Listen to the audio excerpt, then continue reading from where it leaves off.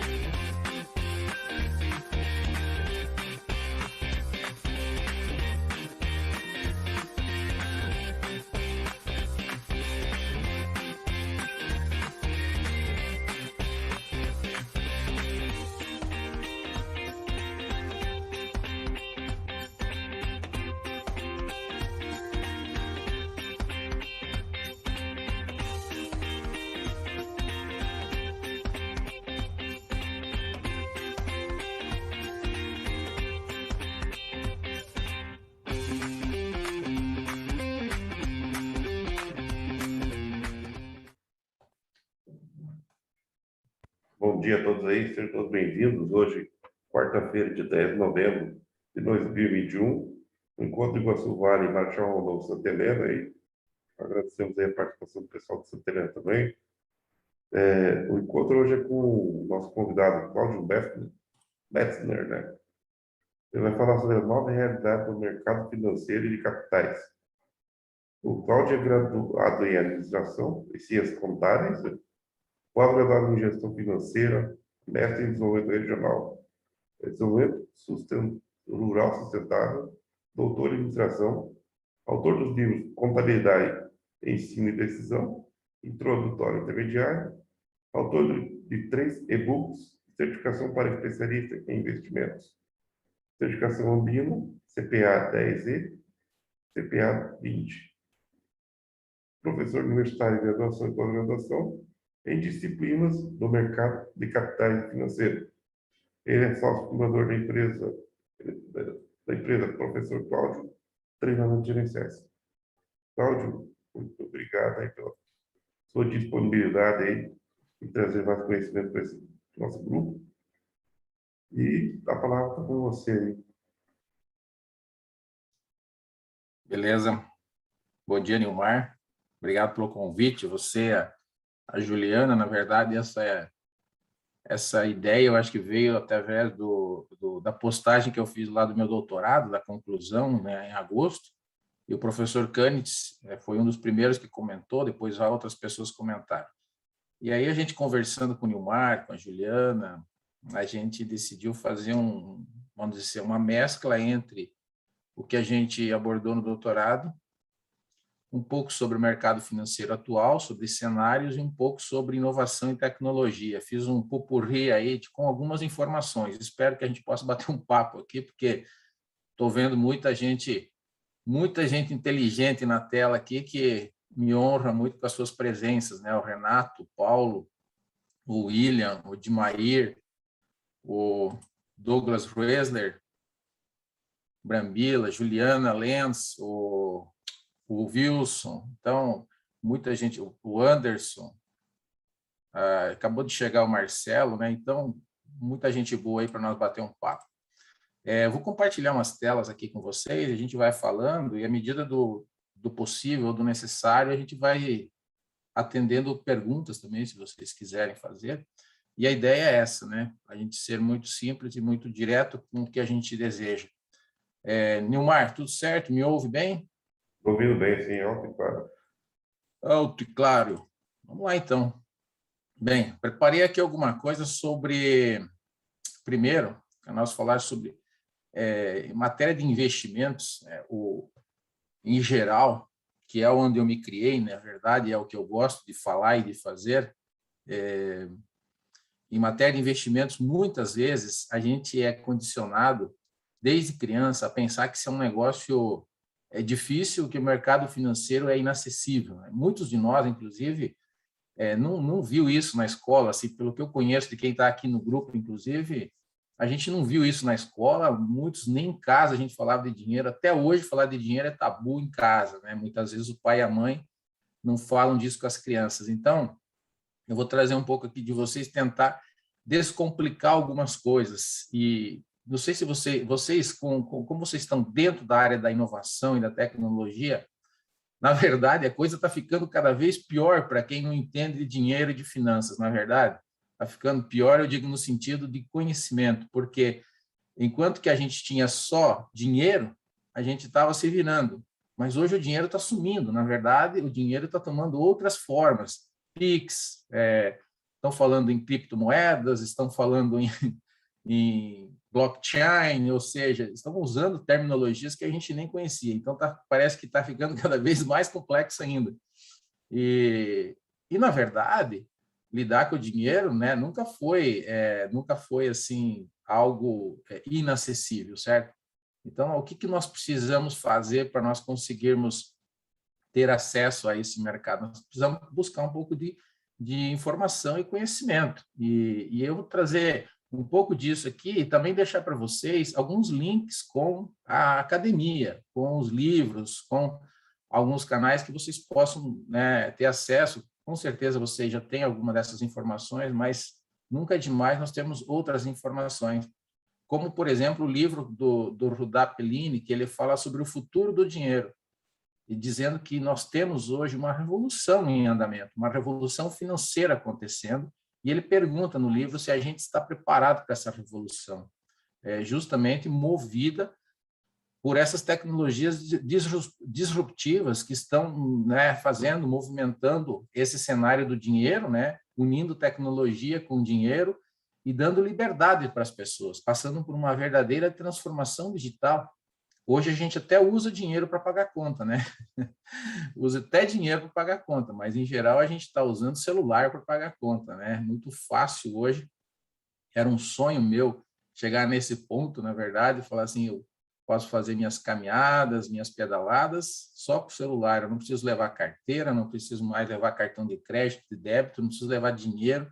Então, é uma realidade que nos trouxe liberdade, né? Então, olha só, a tecnologia realmente nos trouxe liberdade, mas até que ponto a gente está conseguindo conviver com tudo isso? Essa semana eu organizava um grupo dos 30 anos da nossa formatura de Ciências Contábeis na UniOeste. Nós vamos fazer o primeiro encontro nosso depois de 30 anos. E aí eu falei com o pessoal para fazer um Pix, né?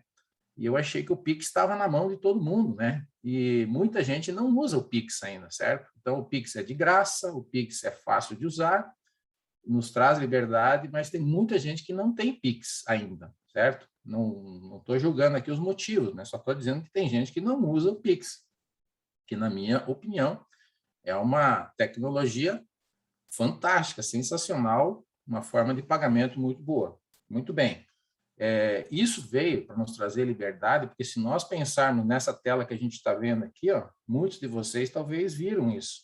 Como que nossos pais mandavam dinheiro para outra cidade, né? Isso aqui é uma máquina de telex, não sei se vocês lembram, os bancos tinham isso antigamente, né? Eu comecei a trabalhar em banco em 1986, então trabalhei com essas máquinas aqui, e essa aqui era uma máquina do caixa, né, para autenticar. Então, isso era, a coisa melhorou para caramba, né? Cartão de crédito, lembra como é que nós pagávamos as contas, né? Olha aqui, ó. Lembra desse negócio aqui, certo? Você tinha que chegar, colocar esse slip aqui dentro, né? E puxar isso aqui com o carrinho, depois fechar o dia e mandar para o banco também, né? Isso aqui era assim que a gente trabalhava com cartão, né? Hoje, nesse sentido, não precisava de senha, né?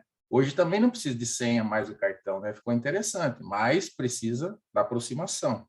Então, ficou interessante. Claro que existem limitações de valor e, às vezes, pede a senha igual. Os contratos, né, eram digitados como, né? Isso aqui nós usávamos, né? Se daqui uns anos nós falar para os nossos netos, eles vão ficar assustados, né? O que é esse trambolho aí, né? Mas muitos de nós usávamos esse tipo de material aqui, né? Esse tipo de instrumento, certo? E como que a gente mandava mensagens antigamente, né? Eu aprendi a escrever mandando cartas para o meu avô. Ele morava no Rio Grande do Sul, eu morava no Paraná, eu mandava cartas. Então, essa era a forma que a gente se comunicava, né? Ficou mais fácil? Ficou muito mais fácil. Mas como é que essa tecnologia está invadindo o mundo dos investimentos? Ou seja, como é que a gente está tratando isso dentro do mercado financeiro, né? Então, vejam só, a velocidade com que as coisas estão mudando e aumentando e tomando forma. Então, não é só a adoção de novas tecnologias dentro do mercado financeiro. O que não é que o que preocupa, mas o que até nos deixa feliz, né, para quem gosta, é a velocidade com que a tecnologia está chegando no mundo financeiro e no mercado dos investimentos também. Antigamente isso não era assim, né? Essas informações talvez vocês já saibam, mas eu só estou trazendo para contextualizar aqui o início, né? Para atingir 50 milhões de usuários, o telefone demorou 75 anos, certo? O Facebook demorou 2 anos. E agora, um dos últimos lançamentos aqui dos desenhos animados, né, da marca Rove, Angry Birds, 35 dias atingiu 50 milhões de usuários. Então, a velocidade com que a tecnologia invadiu esse mercado foi muito grande, né? A adoção de novas tecnologias aqui no século, no último século, né? Olha só, foi muito rápida, né?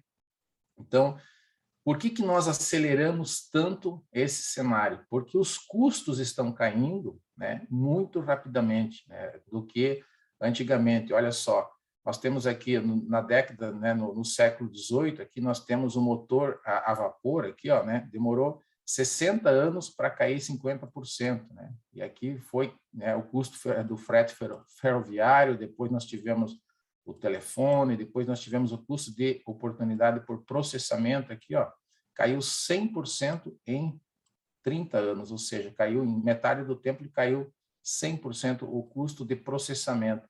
E esse é o grande lance quando a gente fala de tecnologia no mercado financeiro, o custo de transação.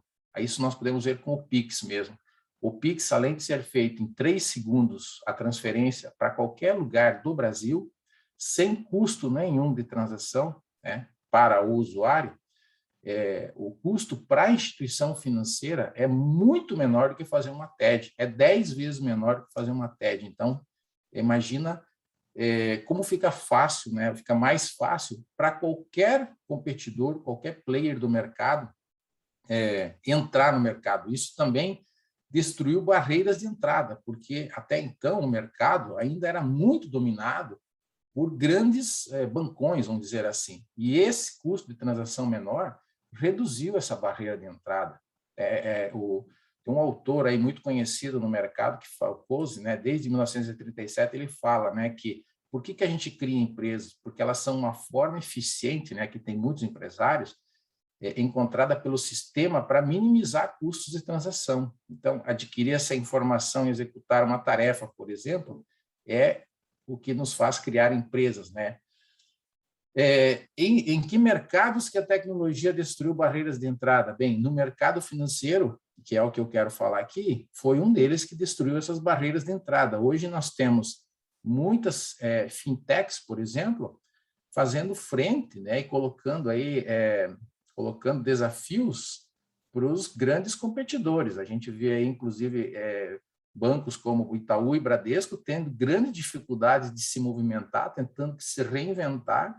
Suas ações não conseguem mais ter o mesmo desempenho que tinham no passado e elas estão sofrendo com o ataque das fintechs.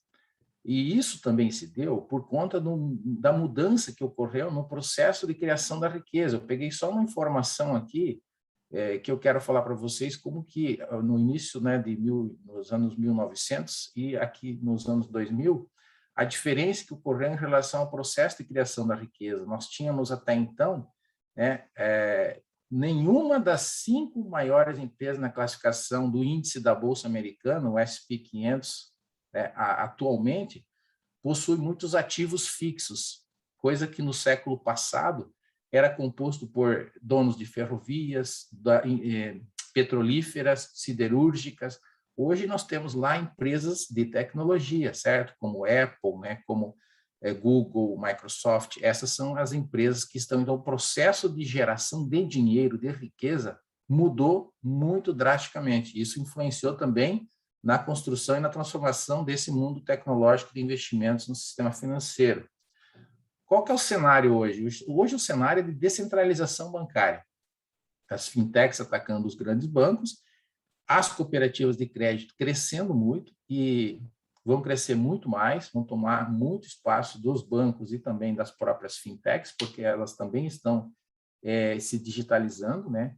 E isso traz muitas transformações digitais. Qual é o cenário futuro? Qual que é a expectativa? Bem, segundo pesquisas, 46% das pessoas têm expectativas que seu banco ofereça soluções inovadoras, então, disponíveis 24 horas por dia. Então, essa ideia do Pix vai passar também para os investimentos, ou seja, você vai poder fazer transações como você faz provavelmente com o Bitcoin. O Bitcoin não para sábado e domingo, né? Então, acho que nós vamos caminhar para isso meio logo, porque o investidor quer isso. 35% das pessoas querem sites mais intuitivos, né? E, claro, acessíveis por celular. 34% querem programas de benefícios, como cashback, esse tipo de programa, e 87% se mostrou disposto a experimentar os serviços bancários oferecidos pelas fintechs, muito embora 21% ainda pretendam manter negócio com a sua instituição financeira atual. O que o consumidor bancário quer hoje? A maioria dos respondentes fala que ele quer conveniência, facilidade e baixo preço. Ainda, essa é vamos dizer, uma trilogia presente em todas as respostas. Isso faz parte. E nós temos 4 tipos de perfis de clientes bancários. Tem o pragmático, que é aquele independente, né? Tem o tradicionalista, que é aquele que ainda prefere o atendimento presencial dentro de uma agência bancária. Os pioneiros, que aceitam inovação e querem correr risco e aceitam, que não tem medo da tecnologia, né? Que não tem medo de botar o dedinho lá no celular, que não tem medo de fraudes. E os céticos, que vão ser sempre desconfiados e insatisfeitos, que nunca vão estar felizes com o negócio. Um ponto em comum entre os 4 perfis, interessante, é que eles confiam na segurança do sistema bancário. Isso é um ponto em comum. A maioria confia ainda no sistema bancário. E por que isso funciona? Porque a adoção de tecnologia funciona no mercado financeiro e porque cada vez se criam mais aplicativos de investimentos. Porque 67% das pessoas no mundo usam celular. Porque 4 bilhões e meio têm acesso à internet. 500 milhões de usuários estão nas redes sociais por ano e 7 em cada 10 pessoas têm hábitos de pesquisar por voz ou imagem. Então, são alguns dados aí que trazem os motivos das pessoas estarem interessadas em investir através de tecnologias. Quando nós falamos de gerações, a nossa geração, talvez, de vocês ou de muitos que estão aqui, nós passamos por isso tudo que eu já falei, né? Nós saímos, muitas pessoas saíram aí de uma situação quando criança que às vezes não tinham nem luz elétrica em casa, né? Para as nossas gerações agora, os millennials, os zillennials, né? Essas gerações que elas já nascem, vamos dizer assim, conectadas, como a gente fala. Então, eles vão preferir, claro, fazer tudo pelo celular. Não vão querer pegar uma nota de 200 na mão, né? Tem muitas crianças, eu acho que não vão pegar dinheiro na mão, provavelmente, né? É muito difícil. Então, 81% dos CEOs, segundo uma pesquisa da McKinsey, estão preocupados com essa mudança tecnológica. Mais do que qualquer indústria, o setor financeiro está preocupado com isso, né? E o que essa geração espera do mercado financeiro? Essa geração é outra história. Eles querem abrir conta sem precisar sair de casa, eles querem fazer tudo pelo celular, eles querem realizar transferência pela internet, eles querem investir em fundos, em ações, em títulos sem auxílio de corretoras de investimentos. Isso também é uma tendência, né? Eles não querem precisar dos outros e, para isso, eles vão precisar buscar conhecimento. Eles querem pedir empréstimo, mas tudo de forma online, sem precisar ir numa agência bancária, diferente dos nossos pais e dos nossos avós. E, para isso, precisam ser criados produtos, precisam ser criados aplicativos, precisam criar meios para que as pessoas utilizem esse tipo de negócio. Então, qual é o desafio dos bancos para essa transformação digitais? Eles precisam conhecer quais são as soluções que possam ligar essas pontas aí. E a concorrência mais acirrada, né, com as fintechs que os bancos têm, que já nascem digitais, já têm no seu DNA o conceito de inovação, né, fica mais acirrada, com certeza, como eu já disse. E a mudança cultural, tanto dentro dos próprios bancos como dos clientes, vai envolver essas questões. E o custo com essa tecnologia toda é para trazer essas soluções mais rápida e manter eles competindo com as fintechs. Dessa forma, o mercado financeiro está cada vez mais descentralizado e disruptivo, como eu falei para vocês, né? E como assim disruptivo, né? Vamos pensar nessa comparação entre fintechs e bancos tradicionais. Olha só, o que é uma fintech, na verdade? O pessoal fala, fintech, banco digital, qual que é a diferença, né? A fintech, na verdade, é qualquer empresa do mercado financeiro que entrega um serviço por meio de tecnologia, né? Então, essa é a ideia. Ou seja, ele está inserido na cultura da inovação, ele comprou essa ideia e está entregando isso para os usuários, certo? Então, essa transformação digital passa muito pelas fintechs, buscando justamente o que o usuário quer, reduzir burocracia, reduzir custos. Essa é a ideia de fazer a transação mais barata, que é o que eu tinha falado anteriormente. Então, nós temos aí, até 2020, 270 novas fintechs criadas, né, entre 2019 e 2020, né, cresceu pra caramba, então nós temos aí PagSeguro, Guia Bolso, PicPay, uma série de fintechs, e bancos digitais, como Nubank, Banco Inter, Agibank, certo? Tem vários Neon, vários bancos aí digitais que estão surgindo também, muito fortes, inclusive abrindo capital na bolsa. Tá? E vocês podem pensar assim, poxa, mas todo mundo já tem conta em banco, isso aí vai morrer, não sei o quê, né? Olha só essa informação, 60% da população ainda não tem conta em banco, tá? E eles movimentam 665 bilhões de reais, então é muita gente fora do mercado financeiro movimentando muita grana, então assim, vale a pena investir nesse mercado. E não podemos deixar de falar do cooperativismo de crédito dentro dessa descentralização bancária, que também estão se digitalizando, estão dentro dessa transformação digital. Eu atendo nos meus treinamentos, atendo muito as cooperativas de crédito que demandam meus treinamentos, e eu vivo essa transformação. Então, já tem cooperativas, eu não vou ficar citando nomes aqui para não ser imparcial, mas já tem cooperativas em vários locais, inclusive aqui no oeste do Paraná, abrindo agências, inaugurando agências sem caixa, por exemplo, com alta tecnologia, apenas atendendo o seu cooperado, o seu associado, com poucas pessoas e com atendimentos virtuais. Então, assim, claro, estão em alguns pontos copiando, certo? Que alguns bancos já fizeram no passado, mas por isso que eu disse anteriormente, isso vindo dentro do cooperativismo, que cresce muito, principalmente aqui na nossa região, é uma tendência que tende a cada vez mais aumentar.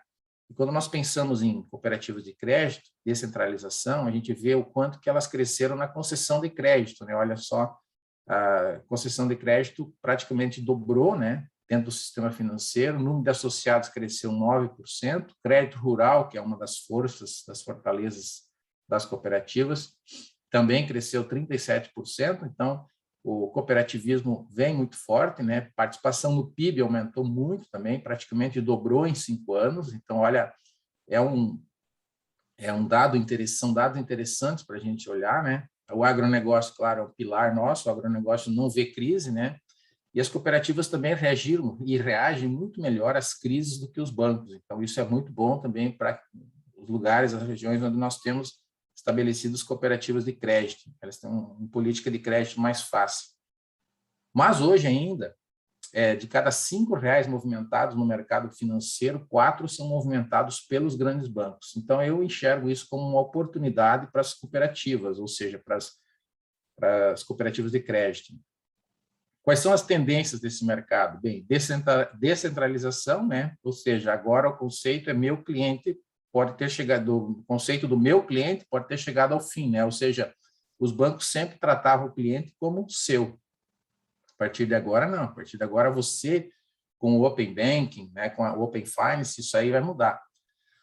Na verdade, nós tínhamos uma grande concentração bancária, segundo o Fundo Monetário Internacional, que chegava a 40%. No Brasil, a gente tem uma grande concentração ainda, como eu falei para vocês, 81% das operações bancárias ainda são feitas pelos grandes bancos no Brasil. Itaú, quem são os grandes? Itaú, Bradesco, Santander, que são os 3 privados, Banco do Brasil e Caixa, que são os 2 públicos. Esses aí concentram a maioria das operações, certo? E essa descentralização, ela é necessária por isso também, porque essa descentralização vai trazer aquela redução de custos e vai ficar melhor para nós que somos aí usuários desse sistema, né? O Open Banking veio para trazer isso também, né? Como vocês veem essa pesquisa do Sebrae aí, né? 60% dos pequenos empresários ainda têm dificuldade em conseguir crédito nos bancos e nas instituições financeiras, muitas vezes por excesso de burocracia, de garantias, e com esse Open Finance, Open Banking, vai melhorar muito esse negócio. Terceiro também, a ascensão dos Dark Analytics, né? Eu trouxe algumas, essa é a área de vocês, né, que trabalham com tecnologia, que falam de inovação, né? Mas a gente trabalhar com os dados não estruturados, né? Dados estruturados é quando a gente pega lá uma pesquisa e busca as informações. Agora, os não estruturados, que é aquele lixo digital que a gente chama, né? Então, a gente trabalhar com essa Deep Web, né? Trabalhar com essas informações que a gente vê aí, que possa estabelecer tipo um namoro entre os bancos, entre as instituições financeiras e o usuário. Então, isso ajuda muito, vai construir, vai aumentar muito esse tipo de negócio, né, entre o consumidor bancário e as instituições. E quarto, como eu disse para vocês, dentro das tecnologias disruptivas, a adoção do blockchain, que é uma terminologia que a gente aprendeu a ouvir a partir do Bitcoin, mas, na verdade, isso é uma terminologia muito antiga, né? Utilizada para todo o mercado, né? E que nem todos os mercados financeiros utilizam, que é simplesmente fazer um rastreio digital de transações que ofereçam maior segurança para o sistema financeiro. Então, vamos supor, aqui eu coloquei algumas informações, por exemplo, nos Estados Unidos, eles gastaram em 2017 215 bi de dólares só com tecnologia da informação. Então, tentar reduzir isso através do blockchain é um caminho, ou seja, fazer uma economia dos custos de transação, dos custos operacionais. Olha o que o Santander já conseguiu fazer, por exemplo, né? Agilizou as transferências do Brasil, por exemplo, para o Reino Unido, com taxa zero e em 2 horas, coisa que demorava 2 dias ou mais para fazer uma transferência, utilizando essa tecnologia. Então, assim, só trazendo para vocês coisas que já estão acontecendo, na verdade, através daí da automação, né? Nós utilizando software cada vez mais poderosos aí para fazer lançamentos operacionais, como contábeis, né?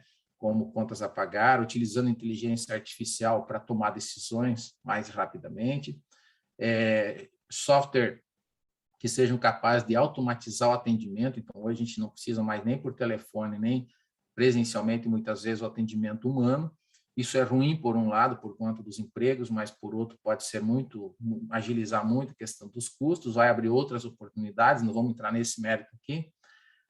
Também a análise de negócios em tempo real, protocolos que permitem integração de plataformas, e o machine learning, que é automatizar o processo justamente para evitar e diminuir custos, né?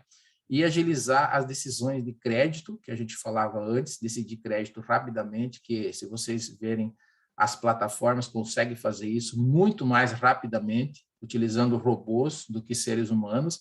Então, eles conseguem conceder crédito com uma rapidez incrível. Às vezes, se abre uma conta num banco, ele consegue, em 2 horas, processar todas as informações e já te dar a resposta. Então, essa é uma tendência, isso é uma coisa que, e com uma taxa de perca, uma taxa de inadimplência bastante baixa, né? Porque usa negociação algorítmica. Então, isso aí ajuda muito nessa decisão e nessa recomendação de produtos financeiros. Isso vale tanto para quem toma empréstimo, para quem faz investimento também. Utilizar robôs investidores para tomar decisão. E aí, mudando a página um pouco, como é que a gente está no cenário de empresas de tecnologias em termos de IPOs? Então, essa reportagem, eu só printei a tela aqui. Empresas do ramo de tecnologia são líderes em IPOs, né? Em lançamentos na Bolsa de Valores brasileira. Hoje, nós temos 16 empresas de tecnologia listadas na Bolsa, né? Ainda muito pouco, menos de 1%, muito pouco, mas nós estamos, vamos dizer, melhorando esse número, né? Hoje nós temos em torno de 500 empresas aí na Bolsa brasileira, e nossa Bolsa ainda é muito centrada em commodities, né? A maior parte da Bolsa está em Vale, Petrobras e os 2 bancos, os 3 bancos grandes aí, tá certo? Os 5 bancos grandes, né? Esse ano nós já tivemos 45 IPOs na Bolsa e 9 foram de empresas de tecnologia, né? algumas delas, eu já vou citar mais empresas de tecnologia, mas eu só queria chamar a atenção para esse dado aqui.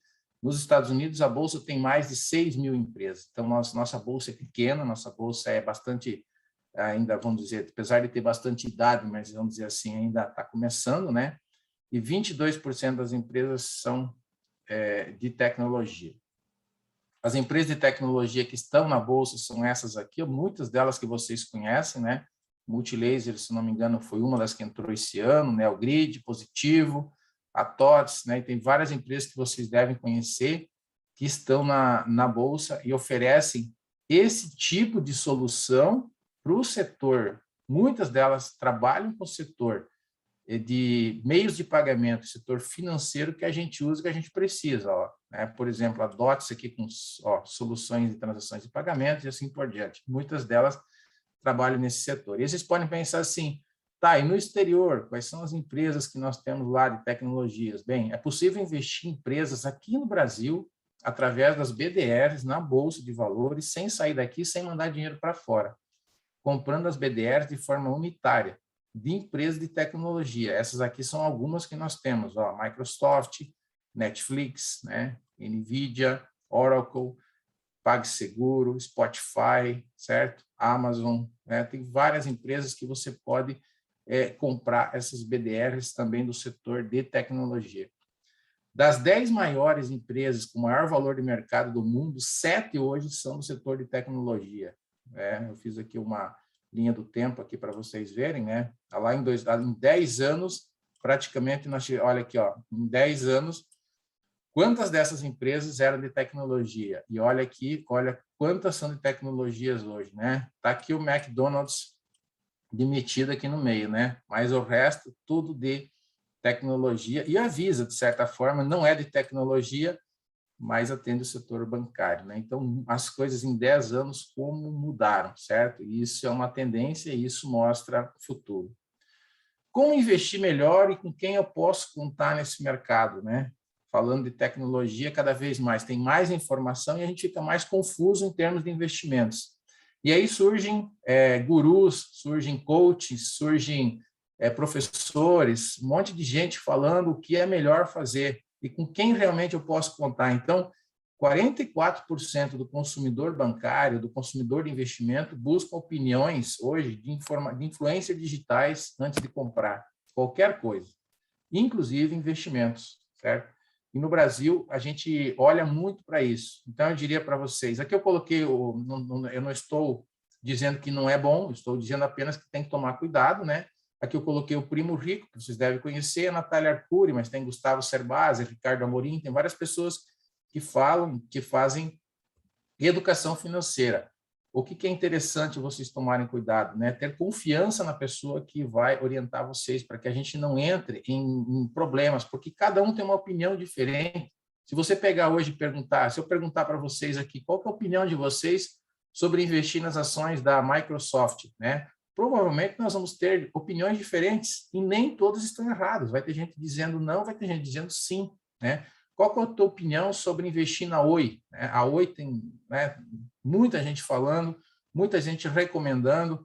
Então, vai ter opiniões a favor e contra. O que é mais importante? Nós formar a nossa opinião de acordo com o nosso objetivo, né? Porque se você ficar ouvindo a opinião dos outros, nem sempre o objetivo deles é o mesmo que o teu. Então, muito cuidado quando você também pedir a opinião de outras pessoas, porque geralmente, ó, gerente de banco, assessor de corretora, né? Eu já trabalhei em corretora, já trabalhei em banco, tem conflito de interesses. Por exemplo, se você perguntar para uma imobiliária qual que é o melhor investimento, ele vai mandar você comprar um terreno, né? Acho que o Dimair está aí, né? O Dimair trabalha com o setor imobiliário. Você perguntar para o Dimair o que eu faço com o meu milhão aí, né? O que eu faço com o meu dinheiro? O Dimair vai mandar comprar um terreno, ele vai mandar comprar uma casa, ele vai comprar um apartamento. O Dimair está errado? Não, cara, só que isso que eu digo. Esse é o teu objetivo? Show de bola. Se não é o teu objetivo, você precisa entender isso, sabe? Então, se você pedir, por exemplo, se você for no açougue, no mercado, e pedir para o açougueiro se é melhor comer carne ou comer legumes, ele vai mandar você comer carne. Então, isso que eu quero dizer para você entender que no banco também existe isso. Se você chegar no banco sem saber nada de investimento e pedir para o gerente do banco qual é o melhor investimento, ele pode estar te mandando porque é melhor para o banco ou para ele. Porque quem paga os bancos, os assessores, são as gestoras, né? São as corretoras. Eles são remunerados pelos produtos que nós investimos. Então, muitas vezes, os analistas, as casas de análise, eles podem ter esse conflito, né? E aí, as taxas de administração fazem isso, certo? Você investe, por exemplo, num produto, mesmo sendo de renda fixa, mas é ele que remunera o assessor de investimentos da corretora. E aí, muitas vezes, os coaches, os gurus, os influencers, eles também estão sendo remunerados, né? Esses maiores hoje não, porque eles conseguiram um grande número de seguidores, então eles conseguem remunerar as plataformas deles pelos patrocinadores. Mas, muitas vezes, tem gente ligada a grandes instituições. E aí eu digo para vocês tomar cuidado com as pegadinhas no mercado financeiro. Por exemplo, coloquei uma delas aqui. Cuidado com esse negócio. Ó. Se você quer investir seu dinheiro e ganhar mais dinheiro, toma cuidado com essas ofertas casadas aqui, né? Por exemplo, ó, concorrer a carros, por exemplo, né? Como essa aqui. Olha, esse fundo tem 1,5% de taxa de administração ao ano, que é bastante, certo? Ele precisa conseguir 1,5% a mais do que a taxa Selic, do que o CDI, para conseguir te dar 100%. Então, quando oferece algum tipo de propaganda dessa, alguém vai pagar esses carros. Quem que vai pagar? É você mesmo, ó, porque olha o desempenho desse fundo aqui, ó, nos últimos anos. Ó, o que rendeu mais rendeu 59% do CDI, ou seja, metade do CDI só, certo? Que é um dos benchmarks da renda fixa. Cuidado com ofertas desse tipo também, ó, 220% do CDI, né, pode estar representando um risco de crédito maior. Então, qual é o caminho para você investir certo? Investir em você, investir em conhecimento, né? Sempre rende os melhores juros. Investir, trabalhar, ganhar dinheiro, mas também se preocupar em buscar educação financeira. Nós estamos na Semana da Educação Financeira, né? A ENEF. Então, o investimento, como diz o Warren Buffett, que é um dos maiores investidores do mundo, né? Ele fala que quanto mais você aprende, mais você ganha. Então, essa sim, queria deixar esse recado para vocês. E, nesse sentido, procurar conhecimento através desse tipo de livro ou desse tipo de informação aqui que nós trouxemos, que eu usei, por exemplo, na minha tese de doutorado, né? Esse livro é muito conhecido, é do cisne, A Lógica do Cisne Negro, né? E foi, de certa forma, algo que nós passamos aí com a pandemia, né? Então, o Taleb fala muito disso, né? Da forma como muitas vezes nós nos enganamos ao achar que sabemos mais do que na verdade sabemos. Então, ele mostra que a gente fixa o nosso pensamento em dados irrelevantes, enquanto eventos maiores continuam a nos surpreender e a moldar o mundo. A gente fica pensando nesse cenário. Então, o que é altamente improvável produz um enorme impacto, né? A gente dá muita atenção ao que é altamente improvável e produz um enorme impacto, e depois que acontece, nós inventamos uma explicação que passa aquilo parecer menos aleatório, menos importante e mais previsível do que realmente é. Então, esse aqui ele mostra muito como que o ser humano pensa, como o ser humano age, né? E um desses cisnes negros que ele coloca, né, 2, foi o êxito incrível que o Google teve, né? E também o 11 de setembro, os ataques às Torres Gêmeas que ocorreram lá, né? E ele fala que isso existe desde que o mundo é mundo. Outro professor que eu usei na minha tese de doutorado foi o Daniel Kahneman. Talvez vocês já ouviram falar das finanças comportamentais, porque até então, até 1990, o pessoal falava muito da teoria moderna de finanças, que teve origem com Markowitz, por exemplo, que falava com Sharpe, com Traynor, né, que falavam que, na verdade, todo investidor é racional e que a parte emocional não influencia as finanças. E eu tratei na minha tese o sentimento do investidor, dizendo que o sentimento influencia sim. E o Kahneman escreveu esse livro mostrando o nosso sistema 1 e sistema 2. Mostra que, na verdade, sim, as emoções influenciam as nossas decisões, né? E, às vezes, nós encontramos atalhos mentais para tomar decisões complexas, achando que estamos fazendo o melhor negócio. E isso, muitas vezes, influencia, por exemplo, na decisão de compra ou de venda de uma ação ou de colocar o dinheiro no investimento. Muitas vezes, o investimento está caindo, a gente vende quando está caindo, né? E acaba realizando um prejuízo porque não foi feita uma análise correta.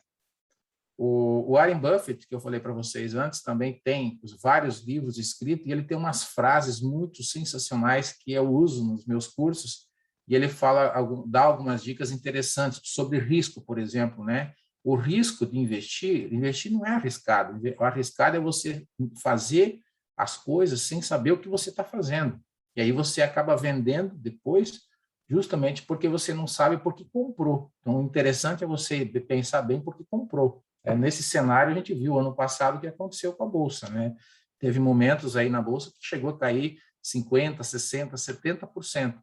Quem se desesperou acabou vendendo com prejuízo e talvez nunca mais volta para a Bolsa. Por quê? Porque tem esse viés, né, de vender quando está caindo.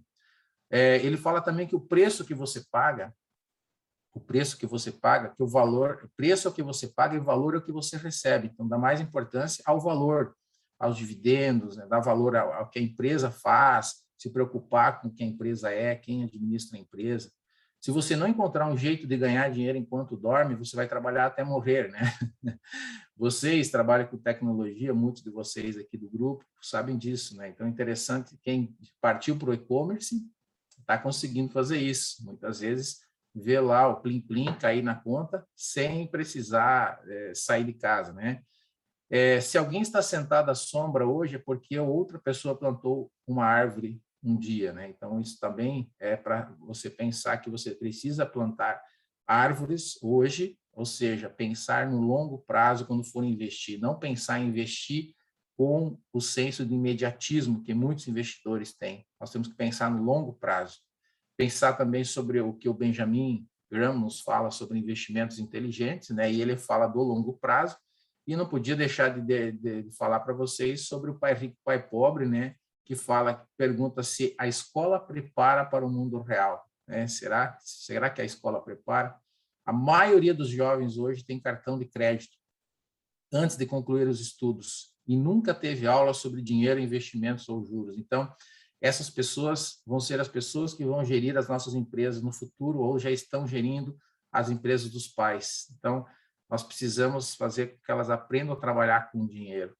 E eu já vejo iniciativas boas na UniOeste, eu já vejo iniciativas boas em escolas públicas e particulares aqui na nossa cidade sobre este assunto, muito interessante, mas nós precisamos escalar isso muito mais. Nesse sentido, a gente precisa trabalhar mais a educação financeira com as nossas crianças e com nossos jovens.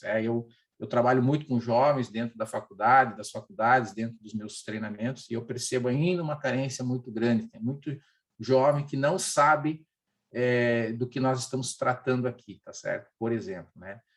E nesse sentido, não posso deixar de falar do Bitcoin, né? O Bitcoin é um investimento que tem atraído muitos jovens, principalmente, né? Jovens aí realmente adolescentes ainda, já investindo em Bitcoins. Então, eu diria para vocês, leiam este livro, O Padrão Bitcoin, né? Alternativa descentralizada à área, né? Não tomem decisões sobre o Bitcoin a favor ou contra antes de ler este livro.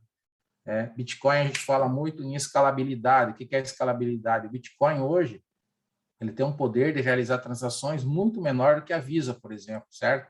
Então, essa é uma crítica que se faz ao Bitcoin, tá? Mas a pergunta que o autor aqui do livro fala, será que é isso que o Bitcoin se propõe a fazer, né? De fazer as transações mais rápidas? Porque eu acho que ele fala que não, que o Bitcoin ele vem, na verdade, para tratar de outros assuntos, né, como inflação, direito de propriedade e descentralização, certo? Por exemplo, a inflação, né, não está ligada a nenhum banco central, então a rede não pode ser desligada porque ele está ligado à rede, então ele não tem essa ligação com ninguém, né? E essa descentralização, por não estar ligada a ninguém, não depende de nenhuma instituição. Então é mais que uma moeda, é um fenômeno social. Então, é só para a gente pensar um pouco mais na amplitude do próprio Bitcoin, né? Do que não só do Bitcoin, mas como das criptomoedas, e também dar uma olhada nesse material aqui sobre a internet do dinheiro, né? Do Andreas Antonopoulos, que diz que o Bitcoin é apenas uma moeda, né? Que é apenas uma moeda digital. É como dizer que a internet é um telefone chique que se resume a mandar e-mail. Então, assim, ele quer dizer que é muito mais que isso, tá? Eu não estou fazendo apologia ao Bitcoin, nem às criptomoedas, estou apenas mostrando para vocês o caminho do futuro, dizendo para vocês que existe esse caminho, que existe criptomoedas, como elas funcionam, dando os caminhos para vocês procurar mais informações, até para a gente não falar besteira por aí, né? Eu não tenho criptomoedas ainda, mas eu estou analisando a possibilidade, mas eu só estou dizendo para vocês que é uma tecnologia e tem tudo a ver, porque já está funcionando como moeda de troca em muitos países, né? A Tesla mesmo já aceita, né, Bitcoin, e o El Salvador, e teve mais um outro país, já implantou Bitcoin como moeda do país, né? Então, assim, é uma tendência, é uma realidade que a gente precisa prestar atenção. Enfim, só para terminar rapidamente, mais 5 minutos, né? Por que a renda fixa voltou a ser queridinha, né? Taxa Selic subindo, né? Qual que é a tendência disso tudo, gente, né? Nós vamos ter muita volatilidade no próximo ano, até o final do próximo ano, mesmo que a PEC dos precatórios passou agora, vai dar uma sossegada em Brasília, né? Porque agora o governo tem quase 100 bi para gastar, né? Então a reeleição aí tá sendo bastante, vamos dizer assim, comprada, né? E o investidor quer segurança, e quando nós queremos segurança, nós vamos para a renda fixa. Então, não é hora agora de fazer loucura, não é hora de se alavancar. Quem está alocado na bolsa fica onde está, também não é hora de vender, né? As taxas nominais estão crescendo, mas o risco da bolsa, com certeza, está aumentando, né? E as reformas vão demorar um pouco para acontecer, né? Nós temos aí uma redução no ganho real, né? Que é o ganho nominal menos a inflação, e as coisas para o ano que vem tem uma previsão de redução da inflação, né? Até porque o consumo deve cair, redução do PIB, nós temos o dólar deve se manter, né? Já está nesse patamar aqui, e a Selic deve ficar onde está, mais ou menos, a ideia é que fique por aí, certo? E isso aí é bom para renda fixa, só que nós temos que prestar atenção sempre ao cenário, tá bom? Quando a inflação está subindo, o que a gente faz, né? Então, a gente precisa tomar cuidado com investimentos muito longos. Então, o que fazer agora? Buscar ativos com prazos mais curtos, tá? No máximo de 1 ano, buscar títulos públicos e ativos de bancos com rating bom, ou seja, menor risco de crédito, evitar títulos privados de longo prazo, certo? Com a Selic subindo, nós temos que cuidar com resgates antecipados por conta da marcação a mercado, porque eles têm correlação negativa, então isso pode trazer prejuízo. Na dúvida, se está na dúvida do que fazer, é melhor não fazer nada, então fica quieto, não faz nada, não compra, não vende, né? E nesse momento, né, os pós-fixados são boas opções. Pós-fixados como o IPCA, Selic e CDI pode ser boas opções. Para você que é mais conservador, né? Então, muito cuidado com as ofertas pré, e se a taxa continuar subindo, né, porque essas previsões podem mudar a qualquer momento, né, não se fie também 100% nelas, né? O Tesouro Selic deve continuar pagando aí próximo de 2 dígitos, né?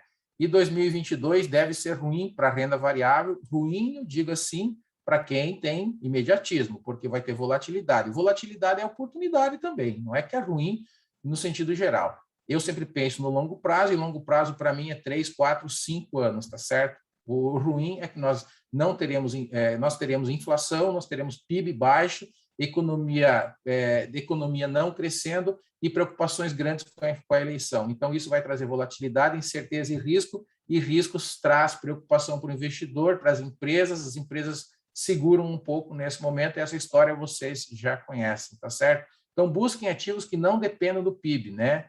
Busquem ativos que se beneficiam do câmbio e da alta da Selic nesse momento para colocar os vossos dinheiros, e troquem, né? A troca de títulos sempre depende dessa macroeconomia. Tentem ao máximo diversificar seu dinheiro, ou seja, diversificar, não colocar todos os ovos na mesma cesta, né? O que é diversificação? É a chave dos teus investimentos, né? Você pode diversificar mercado, indexador, liquidez, emissor, produto, geográfica, qualquer forma. Tá joia? Bem, pessoal, desculpa aí, falei bastante, mas era isso que eu tinha preparado para vocês. Aqui tem alguns links úteis, ó, para vocês pesquisar investimento. Aqui tem algumas casas de análise para vocês podem seguir, mais um livro para vocês poderem buscar conhecimento. E eu fico à disposição se tiver comentários e perguntas, pessoal. Me alonguei aqui, já é 8:55, né, Nilmar? Mas era mais ou menos esse panorama aí. Bom, muito conhecimento aí. Bom, parabéns aí, Cláudio. Vamos com perguntas aí. eu só vou fazer uma colocação. Os libertarianos, né, o pessoal da área, são os que amantes do Bitcoin e de tudo que faz as pessoas se libertarem das amarras das corporações e dos governos, né? A gente percebe assim, que o Bitcoin está sendo uma alternativa ao sistema SWIFT, que é utilizado pela Visa e Mastercard, né, para transferências internacionais que quase todos os bancos do mundo inteiro utilizam, né? E os Estados Unidos tentou estratégias, digamos assim, para bloquear países que ele não tem algum problema com o Irã, Coreia do Norte, né? E esses países estão migrando para utilizando moedas digitais, aí, no caso, o Bitcoin como forma de transacionar no mundo inteiro. Isso mostra uma tendência, digamos assim, das pessoas tentarem se livrar, inclusive, do governo e dos bancos centrais. Você colocou assim a respeito do Bitcoin. Você acha que isso pode acontecer no futuro, os bancos centrais deixarem de ter controle da moeda? Tipo, um horizonte mais distante? Viu, Neymar? Essa é a grande discussão no momento. Esse é o grande X da questão. Ao mesmo tempo que existe os defensores dessa ideia de descentralização, existem os contrários dizendo que isso traz risco, porque é uma moeda digital, então ela não tem lastro. Você não sabe onde que ela está. E daí tem essa questão que o pessoal fala da escalabilidade, que a mineração não é mais possível, que a mineração é muito cara, cada vez mais cara por conta da dificuldade de se extrair o Bitcoin, que até agora foi mais fácil porque ainda estava, não só o Bitcoin, né, a criptomoeda, estava mais fácil de fazer. Então, tem os dois lados. Tem muita polêmica, muita polêmica. Eu acredito que grandes países não irão adotar logo, né? Os pequenos estão adotando justamente pelo custo de transação, pela facilidade, mas os grandes não vão adotar. Eu acho que, não sei se na nossa geração nós vamos ver isso acontecer. Eu acho que não. Beleza, obrigado. Alguém mais uma pergunta aí? Cláudio, bom dia, novamente. Bom dia, Paulo. Tem algumas coisas que me chamaram a atenção no seu comentário. Uma delas foi, você falou a respeito do Pix, né? E eu acho que a gente sempre que tem o enfoque mais fiscal do que comercial, a gente sempre procura se preocupar, porque a gente sabe que tem muita informalidade, tem muito dinheiro circulando de maneira não convencional, vamos dizer assim. E tanto o CPF na nota quanto o Pix, eles visam entregar um pouquinho o contribuinte, vamos dizer assim, para os órgãos fiscalizadores. Então, a gente vê que talvez não tenha uma adesão tão grande ainda, porque tem muita gente preocupada com esse lado, né? E é uma orientação que a gente, enquanto profissional da contabilidade, tem também, né? De orientar o cliente, naturalmente, que faça a coisa certa, mas com inteligência, né? Se ele está fazendo uma coisa errada, que tome cuidado também com essa denúncia espontânea que ele está fazendo quando ele movimenta dinheiro por esses canais que são rastreáveis, né? E a segunda questão que me chamou a atenção, e até você citou a questão das cooperativas, né? A gente vê uma tendência do banco privado estar migrando muito para o digital mesmo, né? Hoje é uma tendência, e a gente falou, o consumidor que está entrando no mercado, ele vai para esse mercado digital, ele não vai preferir o banco físico.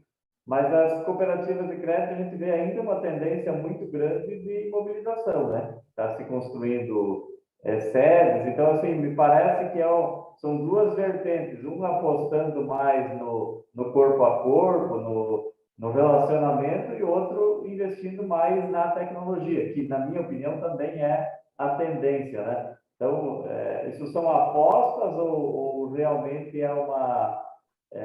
e vai existir esses dois mercados para serem disputados? Boa pergunta, né, Paulo? Esses dias eu fui numa cooperativa, numa central aí no Brasil, e eu estava falando com o pessoal da diretoria. E aconteceu exatamente isso. Os próprios diretores, a cooperativa está investindo em tecnologia e abrindo essas agências sem caixa. E a própria diretoria, alguns diretores discordam dessa política. E por outro lado, eles estão trabalhando também a questão de aumentar a mão de obra. Então, se nós pegarmos aí as cooperativas, numa cidade como Marechal Rondon, nós pegarmos qualquer cooperativa e comparar com o banco, ela tem no mínimo o dobro de pessoas. E pessoas, você que é contador, sabe que tem um custo enorme e isso impacta na transação, que a gente falou em transação. Então, isso tem que ser pensado também pela cooperativa, tanto o custo da transação como o custo da imobilização.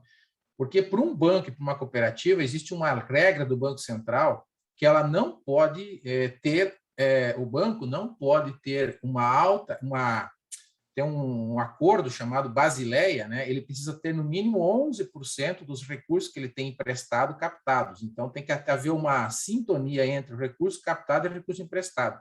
E também existe uma regra de imobilização, uma taxa de imobilização dentro do mercado financeiro, não só das cooperativas. E aí existe, Paulo, exatamente essa polêmica entre os próprios diretores do que fazer exatamente. Mas por quê? Porque ainda esse mercado tete a tete, como nós somos criados, ele ainda existe. Talvez quando a nossa geração morrer, talvez isso não vai mais existir. Então, vamos dizer assim, nesse momento, eles estariam certos em tentar atirar para os dois lados. Por quê? Porque nós temos 60% de pessoas que ainda nem conta em banco têm. Esses 60%, muitos deles têm restrição aos aplicativos, não sabem mexer com tecnologia. Quem hoje tem mais de 40 anos, tem muita gente nova que não sabe mexer e não quer mexer com tecnologia porque tem medo, principalmente do banco, por causa das fraudes, que é aquilo que você falou, a questão da parte fiscal, que é verdade. Tem gente que não quer mexer com o aplicativo por causa da parte fiscal. Então, nós ainda temos mercado para isso. No futuro, Paulo, pode ser, mas esse futuro eu estou falando talvez depois da nossa geração, pode ser que isso modifique. Mas, voltando à parte fiscal que você falou muito bem, a gente sabe disso. Por que a nota Paraná não pega? Porque a gente tem medo de colocar o CPF na nota, porque a gente tem medo da questão fiscal.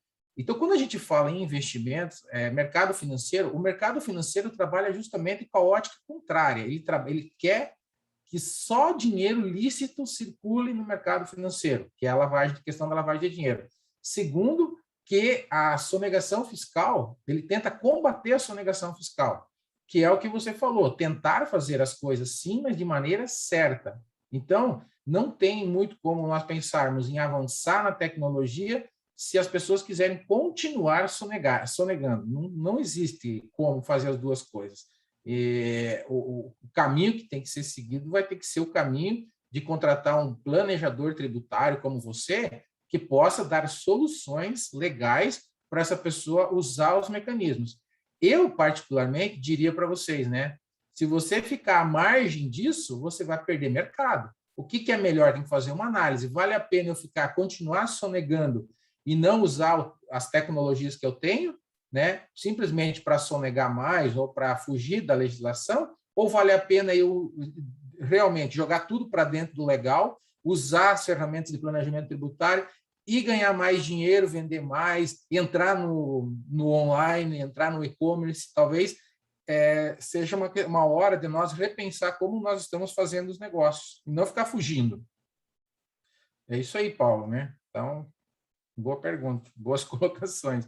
Não tem resposta pronta, né, Paulo? Não tem resposta pronta, mas a questão das cooperativas, acho que no momento elas estão pensando certo, mas talvez umas próximas gerações elas vão ter que se digitalizar cada vez mais. Elas já estão nesse caminho da digitalização, elas estão com um pé lá e um pé aqui. É assim, pode continuar. Só deixa eu concluir. Eu faço essa leitura também, eu vejo assim, as instituições, hoje, quase mensalmente, você vê atualizações nos aplicativos de celulares com novas funções, né? E a gente que tem o tempo bastante limitado, para nós é uma ferramenta fantástica, né? A gente passa, às vezes, anos sem precisar se dirigir a uma agência. Mas o que me preocupa em relação a isso, eu sempre tenho a ideia assim, enquanto você fala de cooperativa, a gente pensa num diferencial, né? Claro que existe custo de oportunidade, existe custo de captação, existe um monte de coisa. Mas se você fala de cooperativa, as taxas, na minha opinião, deveriam ser muito mais competitivas do que são hoje. E se a gente comparar, hoje eu vou captar um crédito, não dá tanta diferença assim de uma cooperativa para um banco tradicional. Então, eu penso assim, se está se dispondo tanto dinheiro para ir para a imobilização, imagina a vantagem competitiva que essas cooperativas teriam na captação ou até no fomento do comércio, da indústria, se conseguissem disponibilizar taxas mais atrativas para os clientes dessa cooperativa. Então, assim, é um paralelo que eu faço, né? Você, botando dinheiro ali, hoje, se a gente analisar pelo custo da aquisição do imóvel que está nas alturas, eu imagino que um aluguel seria muito mais interessante do ponto de vista de desembolso do que você imobilizar, né? Então, são alguns paralelos. Eu sempre que olho para esses cenários, eu acho que, de fato, não é um investimento que eu acho que seja viável, né? Talvez possa estar equivocado, mas é uma leitura que eu faço. Não sei se o professor fala. Nilmar ia falar, daí depois eu quero fazer um comentário. Sobre a questão assim, eu acho nós temos uma transformação bastante grande, não só no meio digital, mas no caso da descentralização de muita coisa, né? A descentralização na mídia, hoje nós temos basicamente nossa opinião formada por 3 ou 4 anos 90, 3 canais de televisão, né? 3 meios de comunicação, talvez em uma cidade, 1 ou 2 rádios, né? Hoje, daí o que acontece? Era interessante para os bancos tentar gerar ganhos de escala e âmbito nacional, investir em publicidade e marketing. Você tinha forma diferente de alcançar o público tinha aquelas opções postas, né? Hoje, nós temos a diversidade de alternativas, serviços financeiros que existem, né? Se não houver um relacionamento onde que as pessoas possam confiar em instituições, né? Então, hoje, às vezes, cada vez as pessoas confiam menos em grandes instituições como bancos e marcas, né? Elas aderem a uma causa, né? Ao que ela tem o público está aderindo mais ao que ela se identifica melhor. E as cooperativas elas estão trabalhando muito mais no relacionamento e acredito que talvez seja num mundo onde que tem muita informação, uma diversidade bastante grande de instituições, as pessoas vão cada vez se sentindo mais seguras quando elas têm relacionamentos reais. Eu sou por isso que as cooperativas têm uma alternativa das cooperativas ter essa estratégia, né? Finalmente. Valeu, William. Um abraço. Só para concluir aqui a ideia do Paulo e do Nilmar, como é que as cooperativas e os bancos captam dinheiro? Eles captam dinheiro para formar esse funding de 8% através da cota capital, através do CDB e através da poupança. Esses são as 3 maiores fontes de captação das cooperativas para formar funding. O custo desse dinheiro é o CDI, que é a taxa Selic, mais ou menos, certo? Então, o custo desse dinheiro é igual para todos. O fato deles imobilizar isso, Paulo, é verdade, tira dinheiro do funding. Eles poderiam usar parte desse dinheiro para reemprestar. Porém, para emprestar mais, eles precisam captar mais. E captar, cara, é um negócio que não está fácil. Não é fácil. Porque eu fiz isso durante muito tempo e agora eu estou treinando o pessoal das cooperativas para isso, porque captar, o gerente precisa ir lá no associado, no cooperado, e pedir para ele aplicar na cooperativa. Emprestar, não. Emprestar é o contrário. Ele vem pedir para o gerente para emprestar dinheiro. Então, se você está sentado ali, é muito mais fácil. E agora, com a enxurrada, entrou agora esse monte de corretora. Vocês viram quantas corretoras abriram nos últimos anos no Brasil e aqui na nossa região? Eles estão oferecendo uma infinidade de investimentos diferentes. Então, entre investir numa cota capital de uma cooperativa ou investir num COI, às vezes ele investe num COI, que não é assim uma grande coisa também, né? Mas quem não conhece o COI é uma aplicação que mescla renda fixa com renda variável, com capital protegido. Então, colocou o associado em dúvida. E aí você imagina, né, Paulo? E aí eu vou defender um pouco os investimentos em mobilização também das cooperativas. Uma instituição grande como as cooperativas, apesar de elas terem 25, 30 anos de existência, elas são bastante jovens ainda na nossa região. 25, 30 anos contra os quase 100 anos dos outros bancos. Elas têm que mostrar uma foto na Avenida Paulista do seu prédio, tá certo? Porque se eu falar como é que eu vou falar para vocês de solidez? Eu vou falar assim, não, mas a cooperativa tem rating AAA, que é a melhor classificação de risco, ou seja, AAA é uma empresa que oferece baixo risco, ou seja, se você investir lá, você tem risco quase zero de perder o dinheiro, que essa ainda é um medo do investidor grande, de perder dinheiro com a cooperativa, o que não é verdade. Mas é muito mais fácil, porque nós somos muito visual, é muito mais fácil eu entender solidez olhando para um prédio na Avenida Paulista do que olhando para um AAA, entendeu, Paulo? Então, as cooperativas ainda precisam fazer esse movimento da imobilização também para mostrar essa força, digamos assim, concreta e não abstrata, tá certo? Porque números elas têm. O que são números? Se você olhar para o capital custodiado de ativos das cooperativas, é muito grande.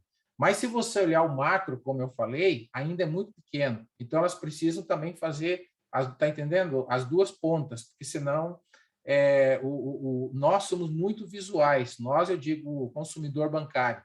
E aí tem toda essa concorrência por trás aí que eu falei para vocês. Os nossos associados, cooperados, sendo assediados todos os dias, né? E entre você, muita gente, eu gosto de investir em cota capital. Não sei se vocês investem, mas eu gosto, porque é praticamente que nem investir em ações com menos volatilidade. Só que tem que pensar que é para longo prazo, não é para curto prazo. Quem pensa em curto prazo, às vezes aí, cara, você tem que ficar no CDI mesmo.